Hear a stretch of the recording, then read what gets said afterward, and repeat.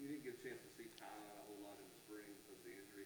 What have you seen out of him this camp? What do you like about kind of what he's done thus far? He's been a really pleasant surprise for us, to be honest with you. We always knew that Tiyon had some strength levels that some of those younger backs didn't have in the room. But I tell you one thing, that he's really grown up off the field, and then you can see all the process that he's worked off the field is coming to fruition on the field as well. The power that he runs the football with in between the tackles, he has great skill set. He's a guy that got great ball skills as well because he was a kick returner also in junior college. So all those different things that you want to do with the back, flex him out, and at the same time running between the tackles, we've been pleasantly surprised with that. I think the biggest thing is I've been really shocked at is the way he runs outside zone. He has a great feel for it. I compare it to the old school guys, Terrell Davis. It was really good at having a great feel for those kind of plays, and that's what I feel like Tiyon has done especially well this entire camp.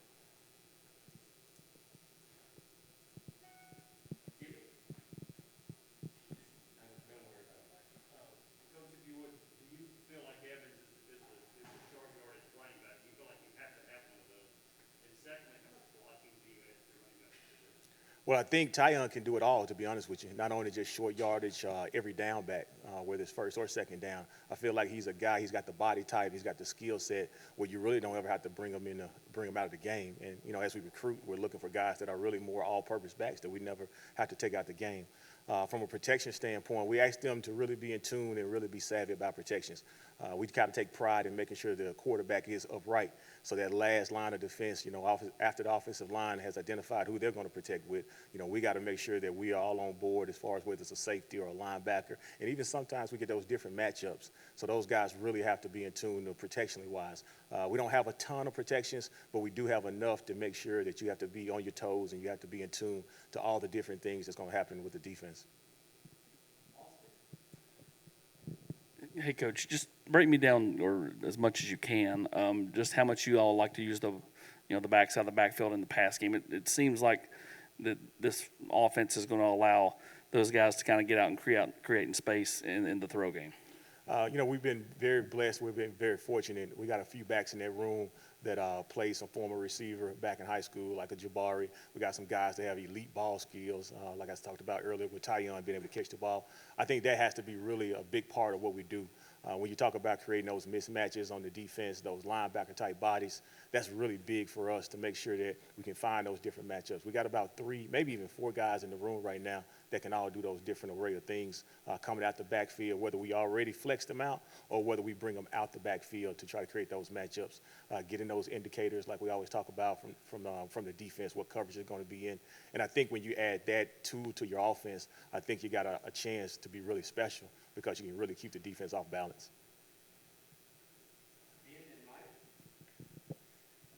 Just what have you seen from the younger guys, Dee Beckwith, and kind of where he's at and what he needs to do to maybe crack the top of the rotation?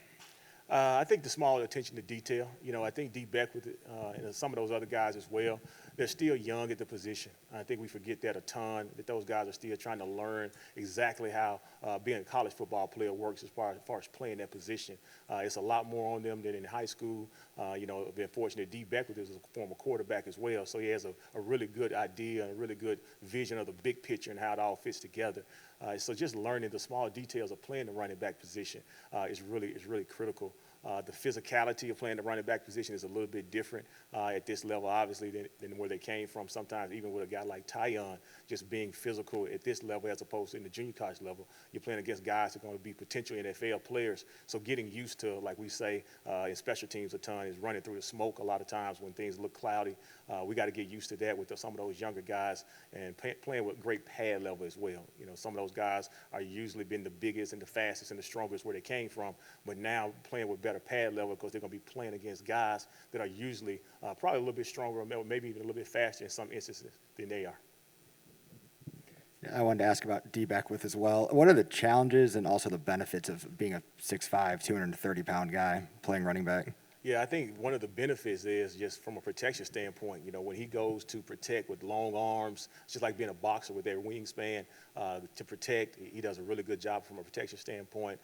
He does a really good job of being a big target when we talk about flexing those guys out and throwing balls to those guys for the quarterback. Probably one of the disadvantages is, when you talk about guys that are that tall playing with great pad level, being able to get their pad level low because they are a big target for linebackers and safeties running through the middle. So that's probably the pros and cons of being that size. Two questions. One, how is Jalen Wright different now than what he was in the spring? And secondly, what are you looking for in the scrimmage tomorrow? What's the top two priorities for your group tomorrow? Well, first of all, Jalen Wright has done an excellent job. Probably, I would say, in these last 6 practices or so, he has really grown in leaps and bounds, to be honest with you. What we've seen from him from the spring is just really, from a protection standpoint, he's really made some good grounds in protection. He understands what we're trying to do. His eyes are in the right place a lot faster than they were in the springtime. And I think that's a compliment to what he's been doing in the offseason and how he's been working and putting time in the film room. He's a young man. He wants to play as a true freshman. I think that's one of his goals. Not only we talked about his family as well. I do also think, just from a maturity standpoint, one of the things that he has done a good job, when things don't go quite the way that he would like them to in practice, in the spring we saw an emotional Jalen Wright. I think this fall camp, he has not been as emotional at all. He's taken heed to what Coach Hype talks about, and he talks about putting that play behind you, moving on to the next play.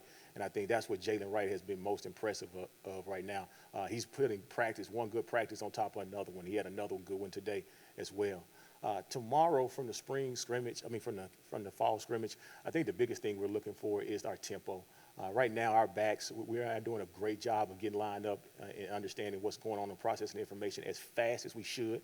I think tomorrow will be a great opportunity for us to showcase exactly the growth that we have made over these last 4-day block as far as getting lined up, getting our cleats set in the ground, and going out there and playing with the tempo that Coach Golis and Coach Hype want us to play with.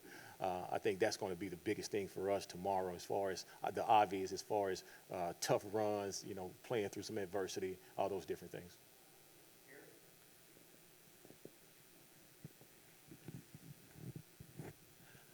What do you envision Whitehead's role kind of being in your backfield? And from a health perspective, has he been able to go and do everything?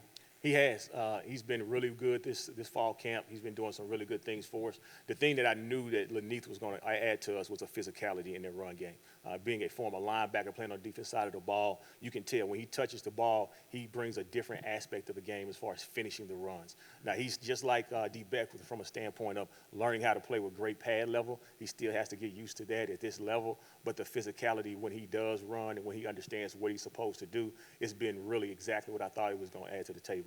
And I think one thing from Laneith's standpoint, too, is special teams. Some of those special teams responsibilities are not as tough, or he don't have as many of them as, playing offense on the offense side of the ball. But when he gets a chance to go to those special teams, that's when you really see a lot of his skill set and a lot of his athletic ability take over, because he can be a physical guy, and he's a big guy that can run as well. So I'm just excited about, giving him some more opportunities, getting him hopefully involved more in the game plan from a rep standpoint.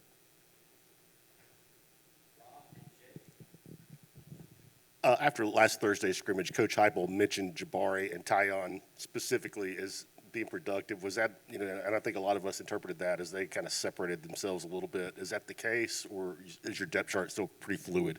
Well, I think, as we kind of toward the end of fall camp per se, I think we're still combing through the depth chart, but I do think those two guys have separated themselves as being a little bit more at the top of the depth chart, obviously, than more at the bottom. Both of those guys, they can go in the game right now as 1A or 1B and participate. They both are very similar skill sets, but Jabari obviously is a little bit smaller, a little bit shiftier, has got some experience playing the receiver position, so he can do a lot of different things as far as in his repertoire. But at the same time, you got a Tiyon that has just so much power, like I said before, running between the tackles. So those guys have really been a good 1-2 punch throughout fall camp. Coach, Jake Nichols, Sports Illustrated. We've heard a lot about Jabari Small's maturity. Can you speak to what you've seen on that, and just what's it like to have a guy that's that young that's kind of showing that kind of leadership? Well, the leadership ability is what we continue to stress to him. He's a young guy, but we feel like he has the skill set and he has some of the attributes that we look for in the leadership. One thing about Jabari is he's really taken heed to studying more in the offseason.